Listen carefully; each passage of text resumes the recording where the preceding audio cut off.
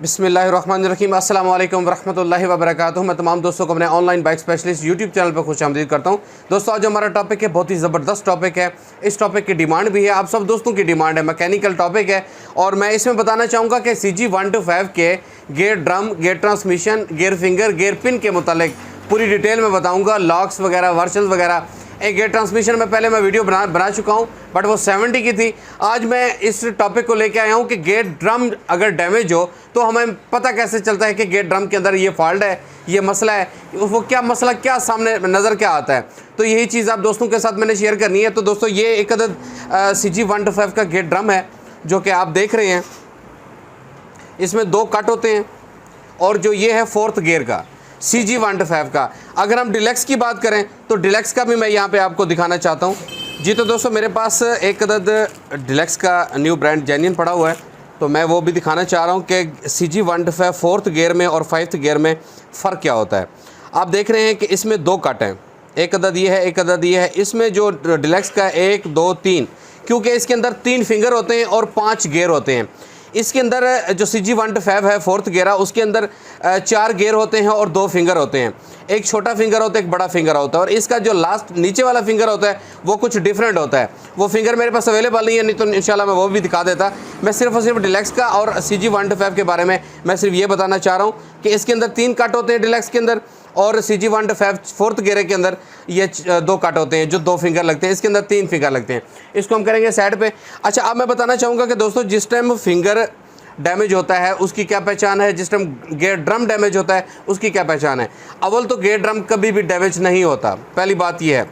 दूसरी बात यह है कि अगर गेयर स्प्रॉकेट का टिथ टूट गया है या और कोई मसला हो गया है जिसकी वजह से, जहाँ पे ये देखें पिन चल रही होती है, ये पिन के अंदर हल्की हल्की मामूली सी माइनर सी एक अदद प्ले होती है इसके अंदर, जो कि आप खुद देख रहे हैं। इस तरह देख लें आप। अगर इससे ज़्यादा प्ले हो गई है और ये पिन कट गई है और गेयर फिंगर यहाँ से कट चुका है, बिल्कुल ही कट चुका है, तो समझ लें कि गेयर फिंगर और गेयर ड्रम दोनों हमें चेंज करने पड़ेंगे। अव्वल गेयर ड्रम इतनी जल्दी ख़राब नहीं होता।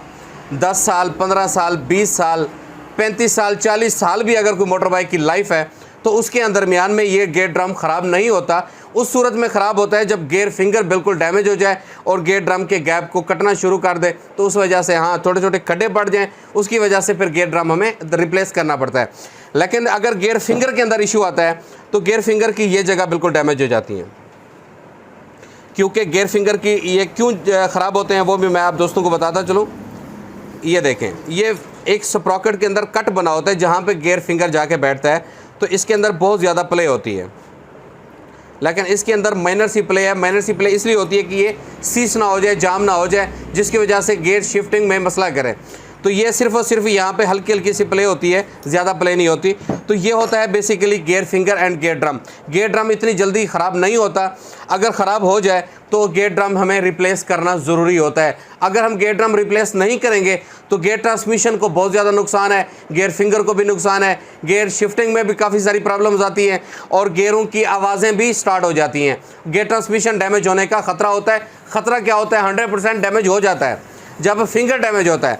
अच्छा, यहाँ पे एक और भी मैं सब दोस्तों के साथ बात शेयर करता चलूँ कि मेरे पास एक अदद ये क्रॉनलिफॉन वार्शल एंड लॉक का पैकेट है पूरा। ये मैं आप सब दोस्तों को दिखाना चाहूँगा।